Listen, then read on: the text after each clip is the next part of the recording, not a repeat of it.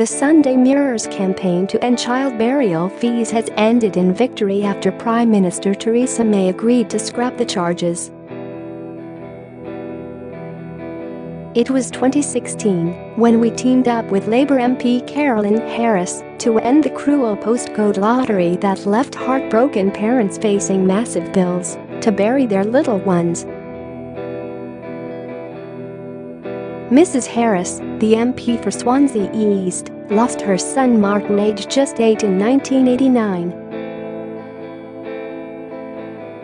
And she has worked tirelessly to lead the campaign which has picked up massive cross-party backing and secured today's victory. After several letters from Mrs. Harris to Mrs. May, the PM finally decided the time was right to make the move and introduce a children's funeral fund. It means none of the thousands of families who lose a child every year will have to face the heartbreak of funeral costs. In a statement, the Prime Minister said, "No parent should ever have to endure the unbearable loss of a child, a loss that no amount of time will ever truly heal. But in the raw pain of immediate loss, it cannot be right that grieving parents should have to worry about how to meet the funeral costs for a child they hope to see grow into adulthood. I have been incredibly moved by the dignity and strength of campaigners like Caroyln Harris, who lost her own son Martin when he was just 8 years old.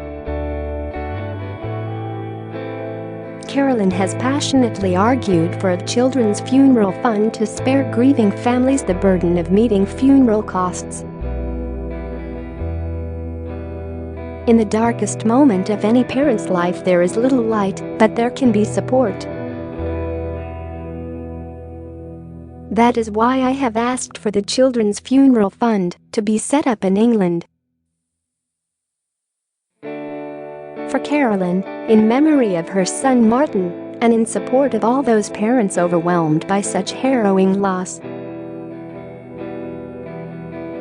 Under the scheme, to be formally announced in the autumn budget, parents will no longer have to meet the costs of burials or cremations. Every local authority in England will waive fees and the government will meet the bill. Each year, an estimated 4,350 children under the age of 18 die.And heartbroken parents were left facing burial or cremation fees, sometimes in the thousands. Mrs. Harris said, "I'm completely overwhelmed by what we've achieved. It shows what you can do with determination and when you do something from the heart." The support we've had for the campaign has been phenomenal. News of the victory was greeted with delight by campaigners. During our coverage of the battle to scrap the fees, we spoke to Melissa Watkin, who lost 2 children. To pay the £3,000 funeral bill she took out a loan, which charged so much interest she is still paying it off. And when daughter Sophia-Grace Karen died at just 8 weeks in 2016, only help from Melissa's parents stopped her being buried in a pauper's grave. When we spoke to her in January this year, Melissa said, "I was left in absolute dire straits when I lost my children. I hardly had a penny to my name and had no idea how I was going to pay the funeral costs. Theresa May has to listen. And now the PM has listened." Melissa, 35, said, "This is the best news. I couldn't be happier. I am still in debt after being forced to take loan to bury one of my children. I'm just so pleased no other parent will be left in the same crippling predicament." Single mum, Melissa, was heartbroken after her son, Christian Lee, was stillborn in December 2014. She was left with no choice But to take out a loan to pay for the funeral bill.The interest was so high it more than doubled the debt she owed, and she still had £1,500 left outstanding, which she has to pay from her benefits. Losing my son was so incredibly hard, but then having to go into debt meant I was left virtually poverty-stricken. It compounded the pain I felt, and it makes me so angry that I'm still paying the loan off over 3 years later. I'm just so pleased no other mum will have to endure what I've gone through and still trying to manage. The Sunday Mirror are going to help so many others and they should be so proud. When I heard the news I cheered with delight. It really is the greatest achievement. Of course there is part of me that's angry the fees weren't scrapped before I lost my son. If they had been abolished, then I wouldn't still be stung by ludicrously high interest rates and have years left before my debt was finished. But I'm so happy that others' parents won't be put in the same cruel position. Melissa lost a second baby, Sophia-Grace Karen, in 2016 when she was just 8 months old.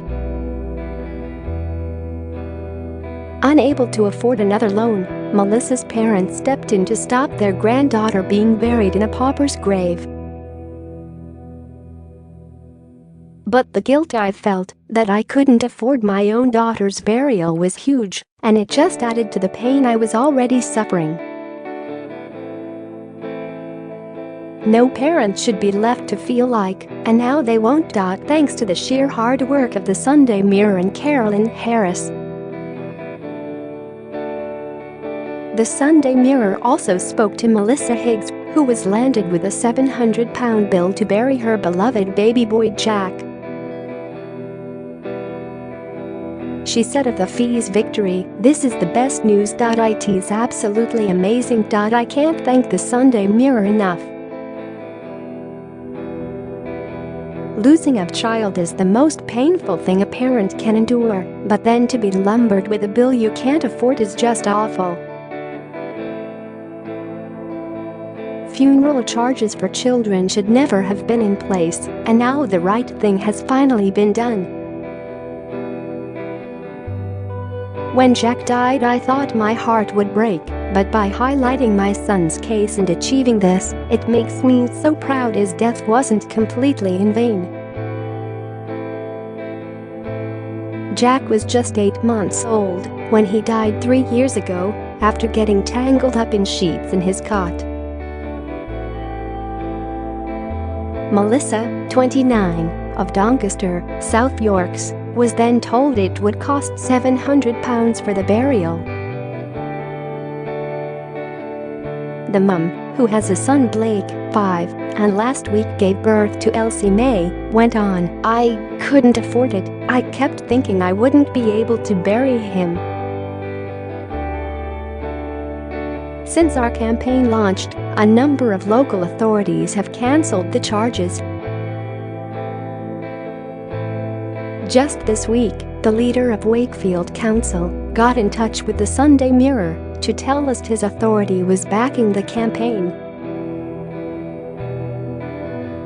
Councillor Peter Box said Wakefield Council is fully behind the Sunday Mirror's campaign to scrap child burial fees, and I have instructed officers that, with immediate effect from this week, there will be no charges for child burials and cremations. There can be nothing worse than the pain of losing a child, and when this happens, families need our compassion and support. The financial strain caused by the often crippling cost of funerals puts even more pressure on bereaved parents. There will be a cost to the council, but it is a cost we will gladly bear when you consider how much it could help our bereaved families.